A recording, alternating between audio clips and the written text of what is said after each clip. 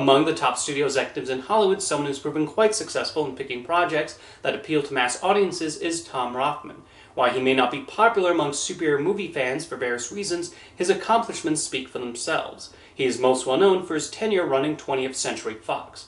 But before he was put in charge of that legendary movie studio, he was quite prolific in independent film. Rothman began his career in entertainment as a lawyer, where he worked with notable rising directors like Spike Lee and Jim Jarmusch. He helped get financing for their films and would receive a co-producer credit on Jarmusch's Down by Law.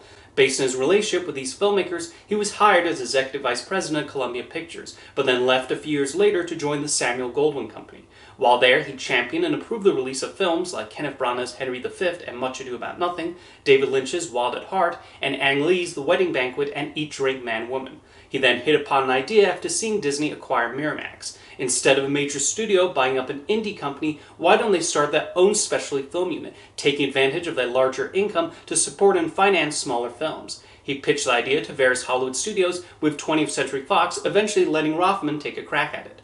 Thus he founded Fox Searchlight Pictures. Shortly after this, he was promoted to president of production at 20th Century Fox. In that role, he balanced his admiration for highbrow and literary fare with broader, maybe less sophisticated pictures. Tom Rothman has openly admitted he is not fond of lowbrow comedies, for example. However, he has also said he recognizes that he often has to leave his own tastes aside and give the audience what they want, and has greenlit films because younger executives showed enthusiasm for them.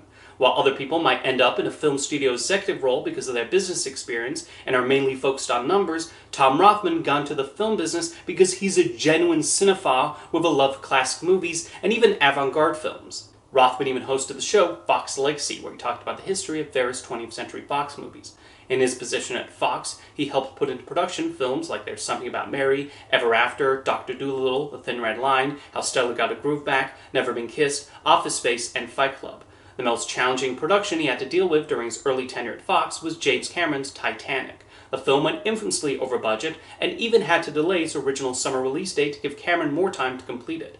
There were frequent disagreements with him over the film, including the runtime, and Fox would eventually bring in Paramount to help co-finance the film, with Paramount eventually acquiring the domestic rights. For several months, the talk around Hollywood was that Titanic would be a massive flop. However, as we all know, the movie became an enormous success and would make almost $2 billion on its original release. While I'm sure Fox ended up kicking themselves for giving up the domestic rights, they nonetheless profited very nicely from the over $1 billion it grossed internationally. Tom Rothman reported to Bill Mechanic, the chairman and CEO of 20th Century Fox. However, after a series of financial disappointments which culminated in the failure of the animated film Titan A.E., Mechanic's tenure ended. Rothman and Jim Giannopoulos, whose expertise was in marketing, would then take over his role and oversee Fox's entire entertainment division, including film and television. In this position, Rothman would greenlight a lot of action movies and comedies, while still continuing to try to make the prestige films he has a preference for, although many of those would end up released under Fox Searchlight. A movie Rothman was proud of was Moulin Rouge, a movie musical released at a time when the genre was not considered that viable. However, it ended up a hit and is regarded as the film that reignited the live-action movie musical. Rothman also started a working relationship with Steven Spielberg on Minority Report. A project he was particularly passionate about was Master and Commander. He was a huge fan of Patrick O'Brien's books and felt they had a lot of film potential. He hired Peter Weir to direct and expected it to be Fox's next big franchise. While the movie got great reviews and 10 Oscar nominations, including Best Picture, it disappointed at the box office. As a result, only one movie was made. Under Rothman, Fox also started releasing movies produced by Blue Sky Studios, with Ice Age being the first. That film was a big hit with audiences, and the animation studio would have an impressive run of hits for several years. Some other box office successes Rothman would greenlight during the 2000s included Cheaper by the Dozen, Night at the Museum, The Devil Wears Prada, Mr. and Mrs. Smith, Borat, Alvin and the Chipmunks, and The Simpsons movie. He also remained supportive of Fox Searchlight and several of the films they picked up, like Little Miss Sunshine and Juno. Now, you may recall the beginning of the video that I said Tom Rothman is not regarded particularly highly by superhero movie fans. While he was involved in the production of box office hits like the X-Men series and the Fantastic Four movies, the reception to those movies has been mixed, and he became known for having creative disagreements over how to approach the material. For example, on Daredevil, director Mark Steven Johnson was told to cut 30 minutes from the movie and focus more on the love story. When his director's cut was later released, it was much better received than the theatrical version.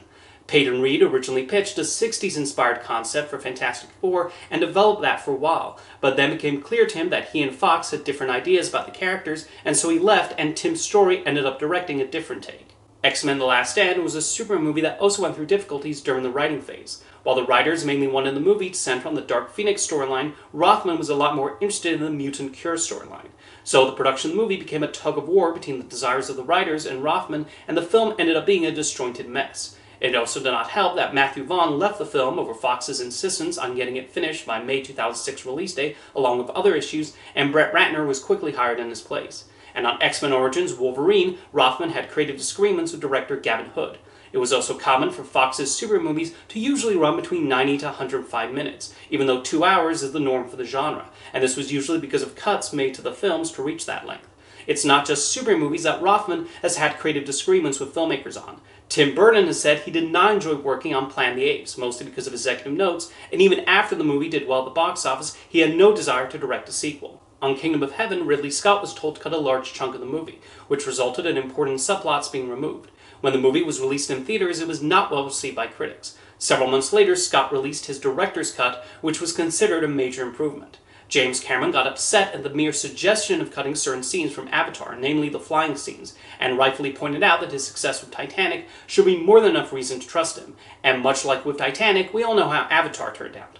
Like any executive, Tom Rothman will sometimes look at a film and not see much potential in it, only for the movie to become a big success. He admitted in an interview to not seeing the appeal of Dodgeball True Underdog Story, but letting it made at Fox because other executives thought the script was really funny.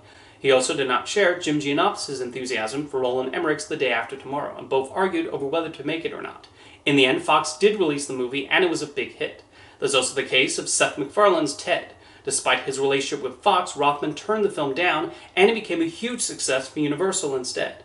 Tom Rothman has also gained a reputation for being very confrontational and willing to argue with filmmakers over their work.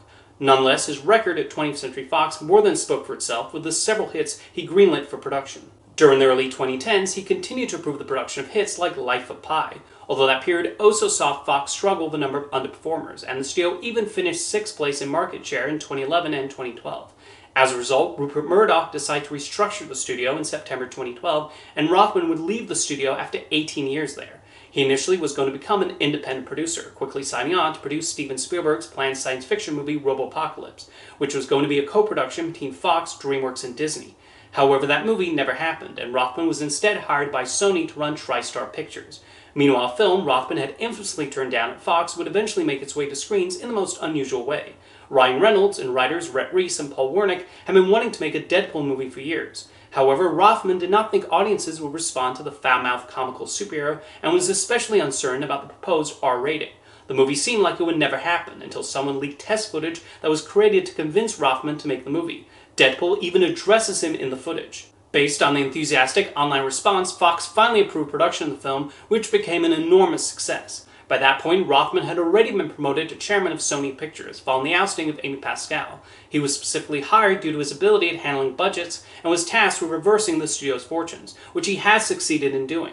In his role running Sony Pictures, he's actually made the studio closer to how the majors used to do things. They release a few big-budget franchise movies per year, while rolling the dice on mid-budget and smaller-budget films, and that's worked out nicely for them. Since Rothman has taken the job, he revived the Jumanji and Bad Boys franchises and was able to woo Quentin Tarantino to the studio with their similar cinephile tastes and love for classic cinema.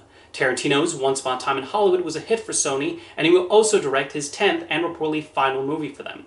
Then you have the Spider-Man movies produced under his leadership. Even though Rothman was known for his micromanaging style at Fox, he has said that he largely stays out of Kevin Feige's way, as the Marvel Studios' track record spoke for itself. Although the makers of the Spider-Verse movies have talked about Rothman's contributions, including a suggestion that changed a pivotal scene in the first movie. Then you have the villain spin-off movies, which, let's just say, have been a mixed bag. He's also continued some of the business relationships he forged at Fox. After 20th Century Fox was acquired by Disney, the Fox 2000 unit, which had produced movies like The Devil Wears Prada, Life of Pi, Diary of a Wimpy Kid, and Marley and Me, was shut down. Elizabeth Gabler, who ran that division, was then hired by Tom Rothman to bring her expertise in finding books to adapt to Sony. She even took Where the Crawdads Sing, an adaptation she originally developed at Fox, with her, and that movie became a hit for Sony.